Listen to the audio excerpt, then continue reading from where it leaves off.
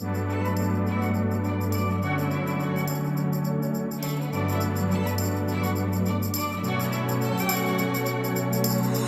everyone, welcome back to OzTober on iHeart Movies. My name is Jonathan North, and today my friend Mark Brown is back, and this time we're going to be looking at a more recent animated Oz film, this time from 2013 or 2014, depending on which release date you want to go by. Legends of Oz, Dorothy's Return. We decided to talk about this movie after we talked about Journey Back to Oz, because, at least based on the titles, I figured the stories might be similar enough that we could compare the two. And it turns out that, no, both of these films are completely different in almost every way except for the Back to Oz narrative that both stories stem from. Now, Legends of Oz, while slightly better than Journey Back to Oz, is still rather unremarkable. However, the story behind this film turned out to actually be more interesting than the film itself.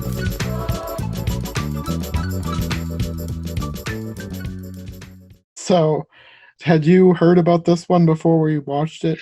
Yes, I actually watched this film a couple of years ago, maybe 2014 or so. And I was one of the few who I actually, believe it or not, and I don't know what your opinion is, but we'll find out. But I actually like this film. I actually do enjoy the film, even on the second viewing, which I literally watched last night. I still enjoy the film. I find it charming enough. I find it the animation very, very colorful and fast moving. I enjoy all of the characters pretty much. The songs are definitely way better than Journey Back to Oz. They're not amazing songs, but I mean, they're still overall better. But I know I was in the minority because I know a lot of people just hate this film, and the film was a box office bomb when it came out. But I mean, no, I would definitely watch this film again. What did you think? Well, I did not have the same positive experience that you did. I mean, I did not hate it, but I didn't love it. I think I probably liked it better than Journey Back to Oz. Only probably. Well, I mean, it had completely different problems than Journey Back to Oz. Like when it first started, I was like, "Oh, this is promising," because the opening titles, they were like great. No, I love the way they introduced the opening credits and the characters. Like that was so clever. Just an object that represents the character, and then the name of the voice actor, and then other objects with the name of the director and production designer and all that. Mm-hmm. But then when it started getting into the character stuff, I was like, this is going downhill quick. Like the Scarecrow, the Tin Man, and the Lion, I mean, they're decent interpretations of the character, but at the very beginning, they had like the Lion and the Tin Man acting like they hated each other. Yeah, they're about to fight. Yeah. All their dialogue was just driving me crazy. It was like, who wrote this? Like, it looked good, but like they needed somebody else to go over the script and rewrite some of it. I actually found some of those lines at the beginning kind of funny. maybe it didn't actually match what you expect from the character of the Tin Man and the Lion. Yeah. But I mean, hey, they were definitely better than Journey Back to Oz versions. That is very true. Them especially. Yes. I mean, you don't have to do much to get better than Journey Back to Oz, where the characters won't even help with the problems. That is definitely true. I don't know. I just enjoyed it. It's not like my top 100 favorite animated films of all time, but I would say that this one is more watchable than Journey Back to Oz was because, like I said with Journey Back to Oz, I literally fell asleep. No, this would definitely. I think the colors are what was a huge influence to me on this film. It was just vibrant and kept me, glued to the screen to watch it. Yeah, and the animation was decent too. It wasn't like Pixar level, but it was better than I expected. No, definitely. All the characters and movements flowed. I was impressed. I think my biggest problem with this movie is the script. I did not think the characters were written well at all, and not even just the first scene. Like when you get into the real world and you get back to Dorothy, like her aunt and uncle seem like completely disconnected from reality. Like their house has been destroyed by a tornado, and you have this shady appraiser guy coming in and condemning their house, and they're just like, oh, okay, well, this is grown-up stuff, Dorothy, don't pay attention. It's like there's obviously something wrong with this guy, and they're acting like they need to listen to his every word just because it's a grown-up matter that Dorothy can't understand. It's like that really bugged me. And like at the beginning, before you know that this guy is actually a con man, I was like, this is not how the government works. Because I was thinking that this was like an actual government appraiser guy, and this is how that they had interpreted how the government works for this movie. And I was like, nobody in the government is going to act like this. I mean, some may have less compassion than they should, but nobody is like completely dispassionate about everything to the point of they're almost gleeful that they can condemn all these houses. It's like it made more sense when you find out he's a con man, but the reaction or lack thereof from Aunt Em and Uncle Henry was just baffling to me. It was like, this guy is insane, and you guys are acting like it's normal. Well, maybe they're in shock from the recent tornado. I suppose. They didn't communicate that well through the script, though. That's definitely interesting. Like, we have a Wizard of Oz film where the human part is about an appraiser condemning buildings. Yeah. Could you tell what time period it was supposed to be? Because I guess I assumed that it was going to be like turn of the century, but the cars looked near modern. I was getting like a 50s, 60s vibe on it. Yeah, I don't know. I couldn't figure out what time it was supposed to be set in, because the clothes looked not fully modern, but like almost. Yeah. And then they had the other weird choice, which is not a bad choice, it was just kind of weird to me, was the fact that in Oz they talk about like years have gone by, but Yeah. for Dorothy it was yesterday. So they're going with Narnia rules. Is there any precedent for that? I mean, in a way, I guess it makes sense. Like, if we look back at the 1939 film, exactly how long do you think Dorothy was in Oz traveling that Yellow Brick Road to find the wizard? That definitely wasn't only a day. No, but I guess I assumed that because that film was supposed to take place in her dream, that time didn't matter. True. I just never thought about time because it was a dream. Yeah. But in this version, as far as I know, it is not a dream. I don't think. I think this actually happens to her. No, yeah, this wasn't a dream. They definitely made it seem like it wasn't a dream. So the thing about the time difference kind of, it was weird to me because I mean, it's not unheard of in this kind of story because that's how Narnia works.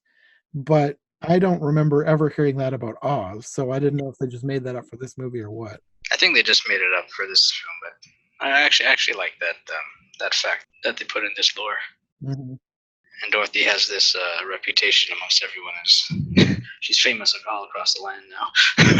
Yeah. And what do you think of the songs in this film? The songs were decent. They were way better than Journey Back to Oz. Definitely. From what it seemed like a lot of different people wrote each song. I felt maybe if it was the same people writing every song, there would be some consistency between each. It would feel more cohesive. Yeah. Yeah, I get that because there were several songwriters. Because I was looking into some of the backstory on the movie.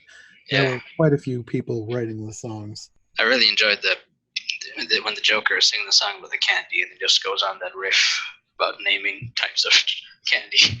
I enjoyed that part a lot. Yeah, that whole thing was kind of weird.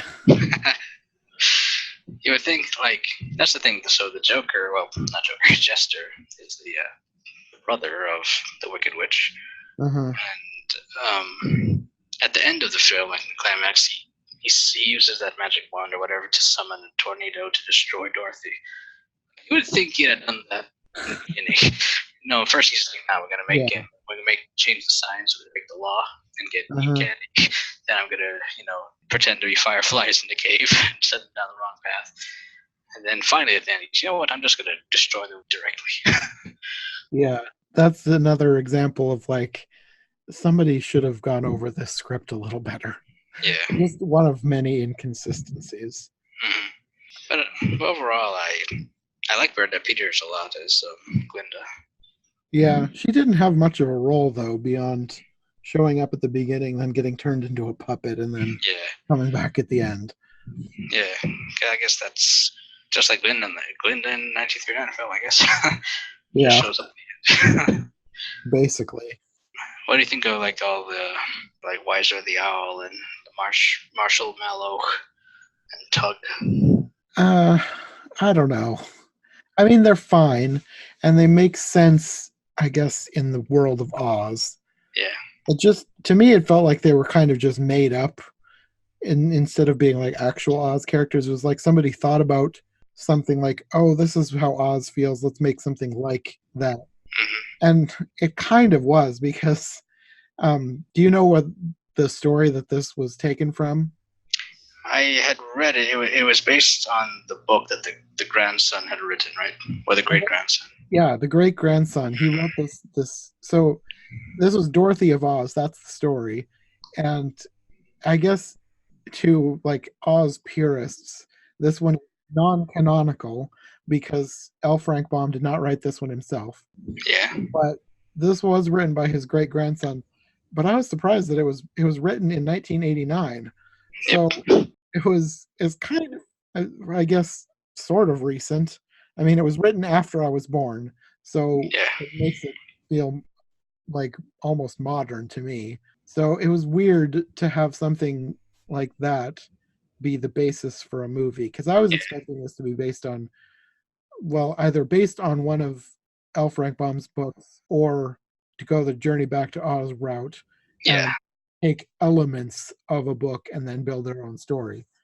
I think if I'm not mistaken, this same great grandson he wrote another book previous to this called Lion of Oz. I think it was like it was like I guess the Cowardly Lion's backstory, and that also was made into an animated film apparently. Yeah, I'd heard about that one too. I've not read any of these books. And he Yeah, wrote like somewhere between 10, 15 maybe Oz yeah, books. And I think he's still alive. He might even still be writing them. I don't know. yeah. He's still alive. I checked when I looked him up the other day. Yeah, last night actually. I don't know if you want to call it fan fiction or what, but I mean, it's fine. There's nothing wrong with using his books over L. Frank Baum's if you want to, but I think that might have been what made me feel like the characters weren't as solid as L. Frank Baum's. I can get that. They didn't have enough substance, I guess. Like I don't really know what the story was with the owl, where he came from. Like I don't even remember why he joined Dorothy. Did they even say why he went with her? I think he did, but I can't remember. Yeah, it didn't feel like they built the characters very well. And they gave Marshall Mallow a reason for going with her, which was that he needed to find the ruler of the Candy Kingdom because he was another person that the jester had turned into a puppet. The general, yeah, General Candy Apple, Yeah, so that was his impetus for going with Dorothy. But did that story ever go anywhere? Like, I don't think they even had them reunite yeah. or anything. No, he just kind of changed into a love story between him and China Doll, Princess China Doll. Yeah, and that was another thing. The China Princess. Like, I don't know how it is in the book Dorothy of Oz, but in the actual Wizard of Oz book, the China Princess is not like this. She was like kind of awful. Yeah, And like I don't know why that they would want to have Marshall Mallow even fall for her because she was like her whole thing, like she was supposed to be finding a suitor and she's like rudely turning people down, like critiquing their looks, and then she like screams at all the China suitors and and kills shatters them. them. I was like, she just straight up killed all these guys. It turns out they're not actually dead. She tells the menders to put them back together. But like, Yeah. I don't remember the China princess being this awful in the original story. They still have Marshall Mallow like fall for her, even though she's kind of being awful and shallow, even to him sometimes. Yeah. It's just her character was very inconsistent to me. She's like awful one minute and then sweet the next, and it's like pick a side.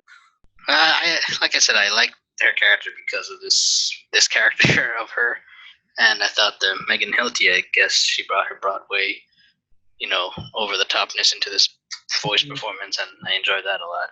Well, the voice was great. Like the acting was great. Just Yeah.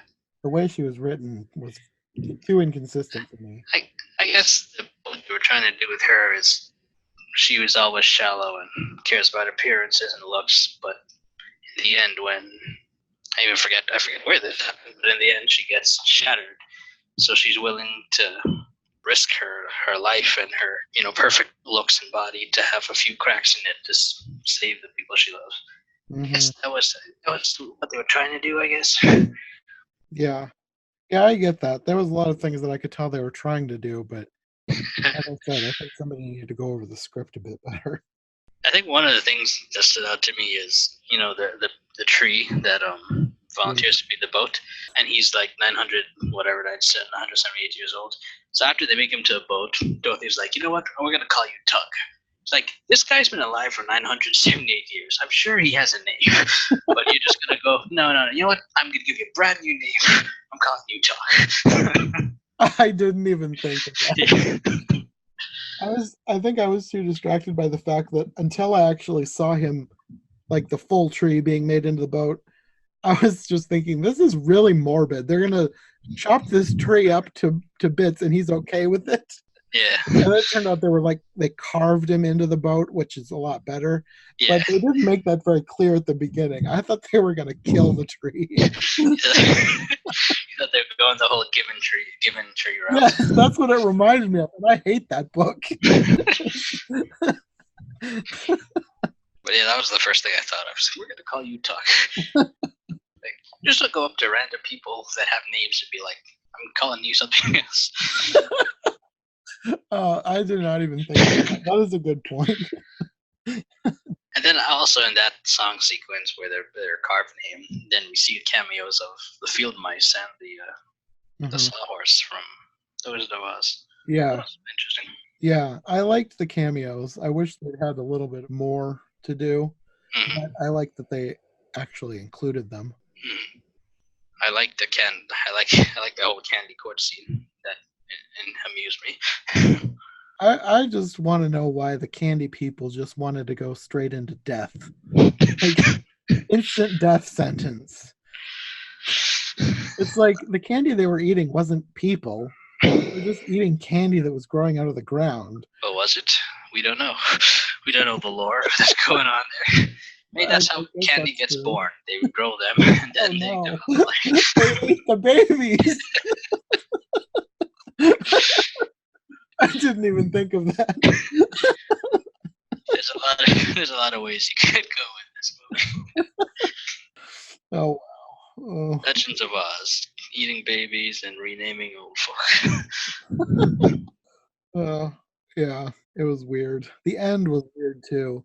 Like as abrupt as the end of Journey Back to Oz was, this one it was like even more abrupt.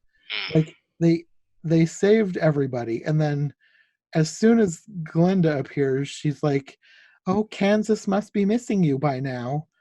And then they're all saying goodbye. It's like the battle literally just ended and you're getting rid of them. It's like after Avengers Endgame, as soon as Thanos is dead, he's like, "Well, I got a flight to catch." Yeah. At least I remember this ending compared to Journey Back to Oz. That's true. Like I said, this one it wasn't the greatest, but it was at least more memorable than Journey Back to Oz. So even the ending when she goes back, right, and she goes to the shelter where the guy is collecting all the deeds from all the tenants, like all the tenants, all the homeowners are ready to give up their homes to this guy, and Dorothy just stands up on the table for 3 seconds and says 2 sentences, and they're all like, "Hey, you know what? She's right. Why didn't we think about that?" Yeah, another thing that made no sense to me. Mm-hmm. Like they were all ready and willing to give up their homes with basically only this guy's word that they were dangerous, I guess. I don't know what the scheme was because like you can condemn a home, but like that doesn't mean you get to take it. Possess it. So I don't know what these people thought that this guy was doing. It was weird that Dorothy was able to run in after she was told not to by her aunt and uncle. She was like, "This is grown up stuff," and then she does it anyways. And then all the people like immediately turn around. Dorothy's the hero, and her aunt and uncle are so proud of her, even though she did exactly what she was never supposed to do. And like even weirdly, the sheriff, he's like around the whole time helping the con man. Like, didn't Hmm. he bother to check identification or something? Yeah, like I said, there was all the stuff with that guy just did not make any sense to me. Yeah. And as soon as I heard his voice, because I didn't remember his character from the first time I watched the film, but as soon as I heard the voice, I realized, oh, this is Martin Short, and he's gonna be. It's like Wizard of Oz. He's gonna be the jester in the Oz world. Yeah, I didn't realize at the beginning, but then after I'd seen the movie, and then Yeah. you get to the end, and it's like, oh yeah, it's the same guy. Yeah. And the monkey was his, I don't know, minion. Oh, I didn't even think of that. Yeah, I that's why think he you're doesn't. right. The minion, the minion doesn't talk. The monkey doesn't talk. He pushes both of them around. They're both short. Yeah, you're probably right. So, well, that was Legends of Oz: Dorothy's Return. I know it definitely had.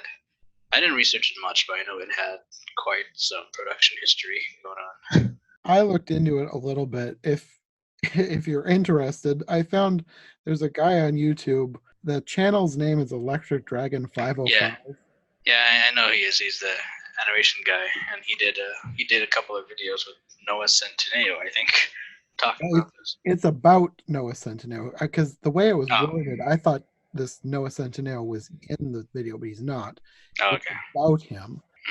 The whole backstory of this movie is more interesting than the movie itself because from what it sounds like, basically this movie was made by scamming like hundreds of people out of money. Like That's the the way to two, do it. the two guys who are behind the movie, I don't know their first names, but he called them the Carroll brothers. Okay. Basically, they were going around telling people that they could buy into this new franchise because they were building a Wizard of Oz franchise. They got the rights to the books by the great grandson of Okay. Al Frank Baum, just his books, not Al Frank Baum's books. Yeah. So they were going to do a franchise based on his books. So they were telling all these people all these grand plans for like the first movie, I think two sequels, a television series, video games, phone apps, all these different things. And they got, I think the final total that he came up with, because he ended up talking to people like who were involved in this, and the final number was like over $130 million Wow. that they got from early investors. But then their public announced budget for the movie was 70 million. But then talking to people later, it turns out it was more like probably closer to 30 million, even though it's officially on the books as 70 million. Yeah. So basically, these guys walked away with $100 million Wow. in money, and the company folded basically. There's currently a massive lawsuit going on around this film. Like these guys are being sued by all the investors. Oh, it's still going on. Apparently, it just happened. Like because Oh, that's when they released the videos. nice. Because when he made the first video early this year, I don't think that the lawsuit had happened. And then mid 2019, the lawsuit came up, and more people were talking about what went on with this movie.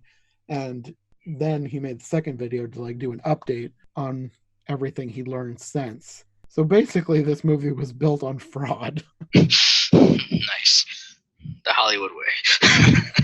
Apparently, from what he was saying, this isn't even the first time the Wizard of Oz has been used as the basis for a movie that ended in fraud, Wow. because there was another scam that never made it to a finished movie. It was for a movie that was going to be called Oz 3D, he said it was going to be like a modern retelling, and they only made it to like maybe like $20 million, I think he said. And then they were arrested and charged with all sorts of different kinds of fraud. So the people behind Oz 3D were arrested for only a fraction of what happened with Legends of Oz. Wow. So if this lawsuit ends up going not in their favor, these guys are in big trouble. Gosh. And I think just to point out one reason, I guess he's talking about Noah Centineo in the film, in these videos, is his father, Greg Centineo, was one of the producers. Yeah, that was another like subplot of the whole. Yeah. I don't know if you want to call it a conspiracy or what, but like the guy, Greg Centineo, the father of Noah Centineo, who I guess Noah Centineo is like a big name in like teen movies. He looked vaguely familiar. I think I might have seen him on a Disney Channel show at one point. He was in, I think it was in that Kiss and Booth movie on Netflix. I never saw that one. But he's a recognizable name for teenagers these days. Yeah, people younger than us know him. Yeah. So basically, his dad was involved in this scheme somehow and used the money that he got to build his son's career. Wow. That is something, if that's true. Yeah. This is like a completely different version of like the school scandal with the other celebrities doing shady things behind the scenes to build up their kids' careers. Wow, that is. I don't know since he achieved fame really quickly. Yeah, and it sounds like this movie is the reason. He's not even in it. Mr. Centineo, what do you say is the start of your long and joyous career? Well, it was Legends of Oz, Dorothy's Return. I kind of feel bad for him because I'm sure he didn't really know what was going on. No, yeah, sure not. It's like the school scandal too. I don't know how much the kids knew what was going on. It just kind of probably not. Yeah. Get them into these situations. I hope everything works out fine. I don't know. I think he's going to be in the new Charlie's Angels movies coming out. I guess next month. I'll put the links to these videos in the description of the podcast and YouTube video, just in case anybody is interested in looking into this. You'll be warned. It's like an hour of watching videos because there's a lot to this story. Like, yeah, I can imagine. Scratching the surface in this brief discussion, but yeah, it's the making of this movie is crazier than the movie. It's bizarre. Watch someone make a movie about that now. That may happen. They already made a movie of the school scandal. Oh, really? Like it's a Lifetime movie. Oh. Like Rachel was talking about it. Oh yeah, she would know. Yeah, but like if this blows up to the point where it's more than just the animation community that knows about it, I bet there will be a movie made about it. Imagine if The Legends of Oz: Dorothy's Return becomes famous. I like the film, but even I wouldn't say this is a film that needs to be, be known by everybody. It won't be famous for a reason that the stars and producers would hope. It would overshadow everything else. Yeah. I mean, overall, this film, I know most people and critics don't like it, including our friend Rachel. I had to talk with her when I first saw the movie, but I liked it. That's pretty much all I got to say about it. Well, I'm glad somebody likes it. Yeah. I mean, what's the point of something exists if everyone hates it? Exactly. But yeah, it's like it's not horrible, but it's not great for me. I probably wouldn't rewatch it. Oh, okay. But I didn't hate my life while I was watching it. Or fall asleep. That's true. But there have been movies where I was just like actively despising it while I'm watching. It's like I'm only watching this for my review or whatever. You're probably gonna watch it if you haven't already, but have you seen The Witches of Oz? I remember that was a mini-series, right? Yeah, it came out like 2010, I want to say. I remember that coming out, and I don't remember if I actually watched it or not. Because I remember looking forward to it, but I don't remember if I actually ever saw it.